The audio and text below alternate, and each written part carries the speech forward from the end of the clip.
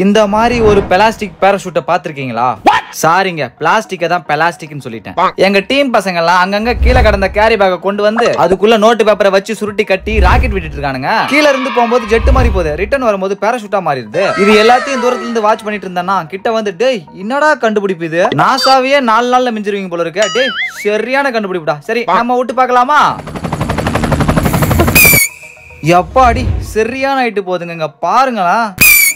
நானும் ஒரு 10 நிமிஷமா ஜாலியா விளையாட்டுக்கு வந்தேங்க இந்த பிளாஸ்டிக் கவர் கூட. சரி இப்படியே விளையாட்டுக்கு வந்தேன், எப்படி இருக்கிற மொத்த பேராஷூட்டையும் பறக்கணும்னு விட்டாம பாருங்க, செம்ம அழகா போய் வந்ததுங்க. என் டீம் பையன் கிட்ட கேட்டேன், டேய் எண்ணெய் இதில் கட்டி பறக்கூடாண்டா அப்படின்னு கேட்டதுக்கு என்னை பார்த்து முறைக்கிறான். டேய் ஒழுங்கா ஓடிரு, இருக்கிறவனுங்களை டென்ஷன் பண்ணாத, கிளம்பு கிளம்பு அப்படின்றான். ஆடா டேய் பேராஷூட்ல பறக்க முடியுமா தான்ற கேட்டேன், அதுக்கு ஏன்டா வண்டியா திட்டுற? வாவ் எல்லாமே பறக்குது. டேய் இந்த பேராஷூட்ல அப்படி நானும் பறந்தா நல்லா இருந்தா, அது சூப்பராக அப்படி பறந்து வந்தா அது சூப்பராக இருந்தா. தர்ஷனா சிரிக்காத, என்ன பாக்குறா பாரு, ஒழுங்கு மரியாதை ஓடிரு, ஒழுங்கு மரியாதை ஓடிடு.